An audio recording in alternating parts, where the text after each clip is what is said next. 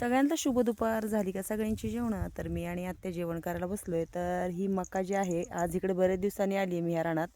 तिकडच्या मकाला पण आता हे झालेलं आहे, तुरा टाकलाय. त्यांची लाल मका आहे काय? लाल.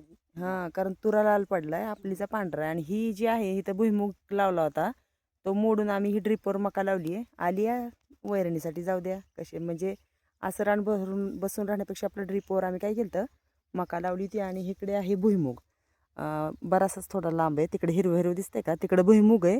आता खुरपायला चालू आहे, कारण कोळपायचा जो राहिला होता तो खुरपायला आलो आहे आम्ही.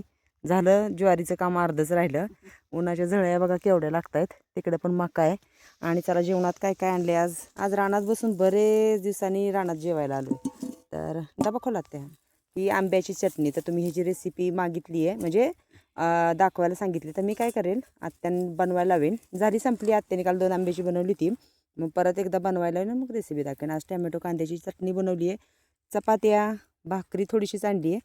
आणि कारण भाकरी खूप कडक झाली मग चावत नाहीत. आणि ही जी भाजी आहे ही दोडक्याची सरबरीत अशी छान भाजी बनवली आहे.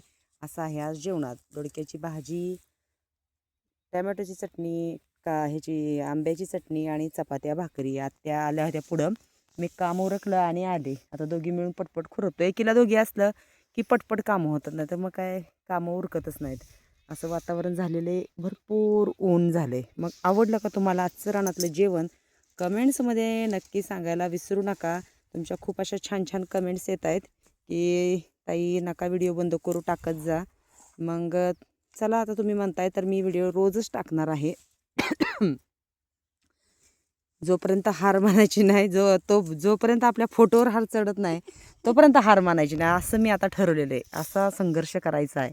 मग या सगळ्यांनी छान असं रानात जेवण करायला. आणि इकडं आमच्या गावाकडचं वातावरण कसं वाटलं सांगायला विसरू नका. भयानक ऊन आहे. तुम्ही तर जे पुण्या मुंबईला राहतात ना, ह्या उन्हात येऊ शकत नाहीत. कारण आमच्या इकडचे जे आहेत ना घरचे, ते आले की त्यांना एकदम असं की खूप त्रास होतो, केवढं ऊन आहे केवढं ऊन आहे. आणि मी एक बाटली आणली गार पाण्याची, त्याला सावलीला ठेवतो. सकाळी येताना आत्याने छान असं ह्या छोट्याशा आपल्या हंड्यामध्ये पाणी आणलेलं आहे. तर चला जेवण करतो आणि खुरपायला चालू करतो. भेटूया पुढच्या व्हिडिओत.